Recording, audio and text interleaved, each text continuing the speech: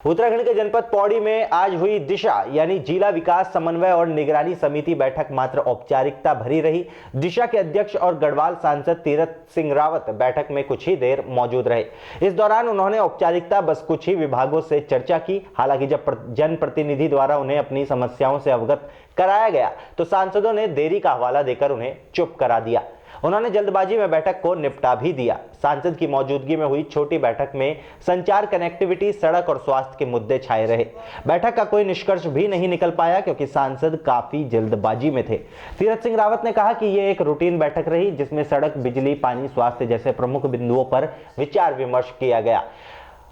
उन्होंने कहा कि पिछली बार हुई बैठक के दौरान जो भी समस्या निकल के सामने आई है, उन समस्याओं में कितना काम किया गया है, इस बैठक के माध्यम से सामने आया है।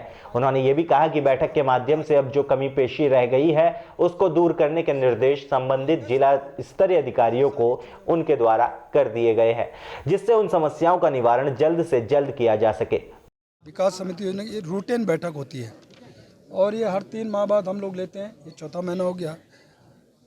पिछली बार कुछ मुद्दे विषय हर डिपार्टमेंट के आए थे, जितने भी विभाग सारे हैं, केंद्र से लेकर स्टेट गवर्नमेंट के, सड़क से लेकर पानी तक, शिक्षा से लेकर के बैंक तक, मुद्रा, ये सारा उद्योग सभी एनीबडी, उनकी पहले गत समय की जो समय रिपोर्ट थी वो सामने आई है, कितना उस पर प्रगति हुई है, काम हुआ है और आगे फिर उसमें हमको क्या करना है, ये एक चर्चा, ये विषय रहा। मैं ये कह सकता हूँ कि बहुत सारी चीज़ों में पौड़ी जिला प्रदेश में भी अव्वल रहा है। अच्छा काम हुआ है, अच्छे काम प्रोग्रेस है, अच्छी रिपोर्ट है, ये मैंने जो बैठक में लिया है। दिशा के संबंध में ब्लॉक प्रमुख द्वारिखाल महेंद्र राणा ने कहा कि पिछली बैठक में जो मुद्दे उठे थे उन मुद्दों में अभी तक कोई काम नहीं किया गया है। उन्होंने अधिकारियों पर जनप्रतिनिधियों और क्षेत्र की जनताओं की भावनाओं से खिलवाड़ करने का आरोप लगाया।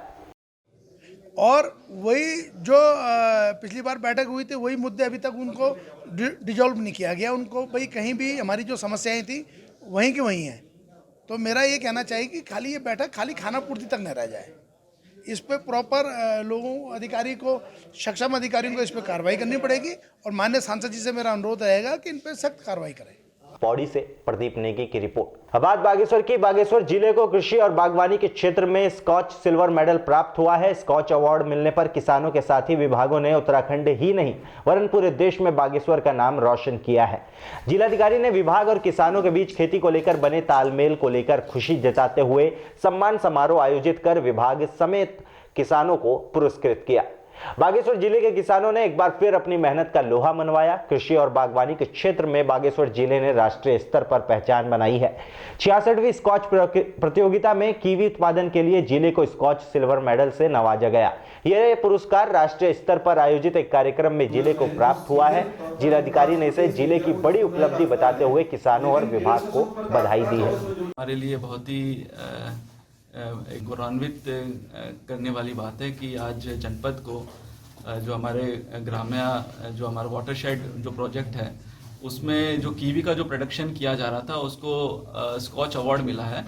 उसमें सिल्वर अवार्ड मिला है जिसमें पूरे देश भर से अन्य जो हमारे ज़िले हैं वो उसमें पार्टिसिपेट करते हैं। अपने जो प्रोजेक्ट्स होते हैं उनके जो इनोवेटिव वर्क्स जो होते हैं वो उसमें प्रेजेंट करते हैं और उन सारे जो प्रोजेक्ट्स है उसमें से हमारा जो प्रोजेक्ट है उसको सिल्वर अवार्ड मिला है। ये हमारे लिए बहुत ही खुशी की बात है। स्कॉच अवार्ड की शुरुआत वर्ष 2013 में हुई। यह अवार्ड भारत को बेहतर राष्ट्र बनाने के लिए अतिरिक्त प्रयास करने वाले व्यक्तियों, परियोजनाओं और संस्थाओं को प्रदान किया जाता है। यह स्कॉच फाउंडेशन हर वर्ष आयोजित करता है। वर्तमान में जिले में लगभग 200 कुंतल कीवी उत्पादन होता है और 2025 तक 1500 कुंतल कीवी के पैदावार का लक्ष्य रखा गया है।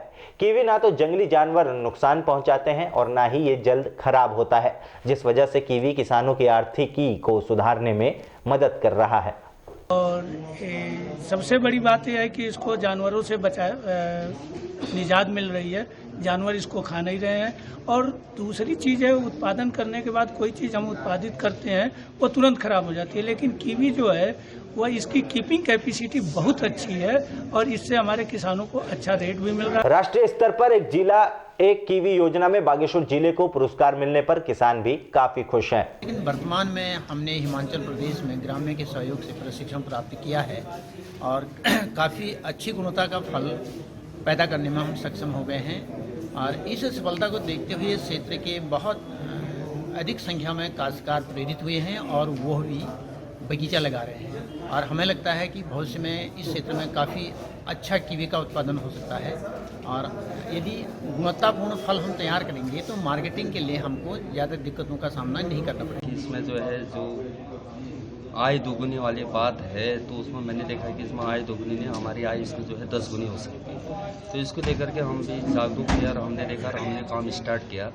प्रेजेंट टाइम पे मैंने अभी जो है 1300 पौधे कीवी के लगाए हुए हैं और मैं स्पेशल एक रेड कीवी पे काम कर रहा हूँ जो अभी हमारे भारत में जो है लगानी है, उस पर रिसर्च। गौरतलब है कि स्कॉच अवार्ड सम्मान देश का सर्वोच्च नागरिक सम्मान है। ये पुरस्कार स्वास्थ्य, पुलिस, गवर्नेंस, वित्तीय, सामाजिक समावेशन आदि क्षेत्रों में उत्कृष्ट काम करने वालों को भी दिया जाता है।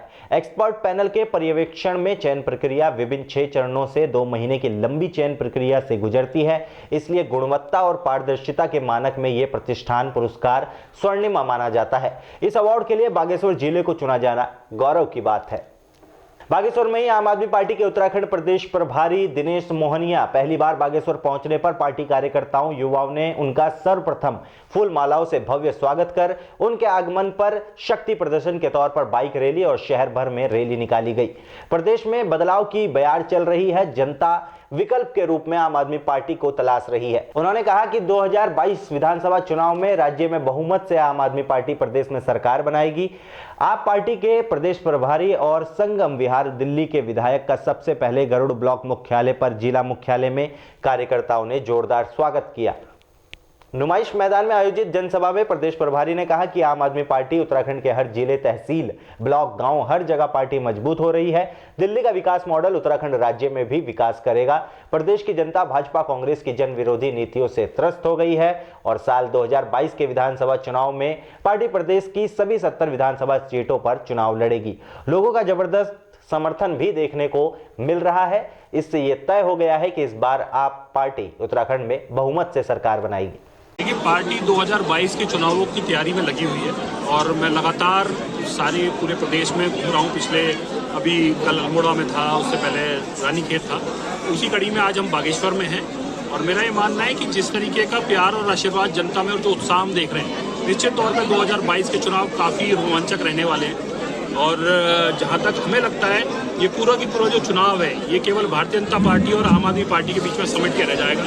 पूरे के पूरे चुनावी परिदृश्य में कांग्रेस कहीं भी दिखाई नहीं दे रही है, क्योंकि उनकी अंदरूनी लड़ाई इतनी ज़्यादा तेज है कि वो चुनाव लड़ने की और चुनाव तैयारियों में से ज़्यादा अपने से लड़ने में व्यस्त है। आम आदमी पार्टी की नीतियां और पार्टी के कार्यक्रम जो है वो बूथ स्तर पे कैसे जाएं, ये इंश्योर कर रहे हैं कि बूथ स्तर तक हमारे वो पहुंच, हमारी जो एक तरह से कम्युनिकेशन है वो बूथ स्तर तक बननी चाहिए। उसके ऊपर काम हो रहा है। बूथ प्रतिनिधि नियुक्त किए जा रहे हैं। साथ ही साथ जो अभी आपने देखा हुआ एक कार्यक्रम हमने लॉन्च किया था उत्तराखंड में भी केजरीवाल, जिसमें कि 70 की 70 विधानसभाओं में वीडियो वैन लेके जा रहे हैं गाँव-गाँव, और जो हमारा विजन है, पार्टी का जो नीतियाँ हैं उसको लोगों के बीच में लेके जा रहे हैं। बागेश्वर से नरेंद्र बिष्ट की रिपोर्ट।